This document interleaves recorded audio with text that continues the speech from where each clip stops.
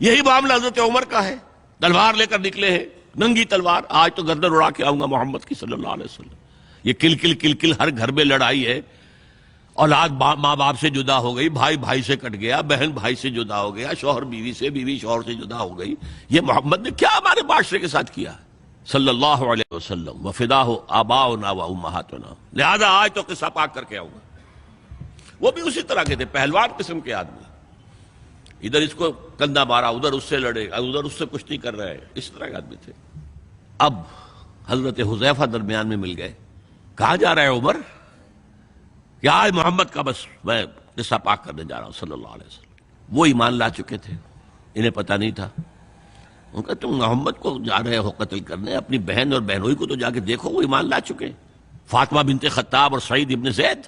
اب جو انہیں غصہ چڑھا ہے، آگ بگولا ہو کر آئے، دروازہ پیٹا ہے، وہاں اندر میاں بیوی بیٹھے ہوئے، سورہ شعراء کی آیات، سورہ طٰہٰ کی آیات نازل ہوئی تھیں، اور حضرت خباب بن الارت آئے تھے وہاں پہ انہیں پڑھانے کے لیے، وہ پڑھا رہے تھے۔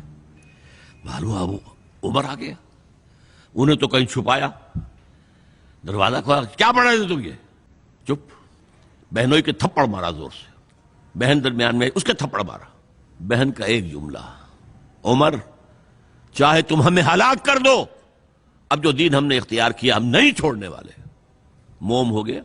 یہ صنف نازک، اس میں اتنا دم خم کہاں سے آ گیا؟ عرب کے اس معاشرے میں عورتوں کا مقام کیا تھا؟ ان کی کوئی حیثیت تھی کہ مردوں کے سامنے بول سکے؟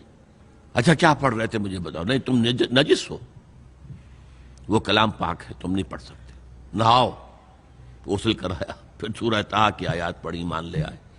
جو تلوار ننگی کر کے جا رہے تھے، اس کو جیسے غلاموں کا رواج تھا کہ وہ تلوار کو اپنی گردن کے اندر لٹکاتے تھے، وہ لٹکا کر لے کر گئے۔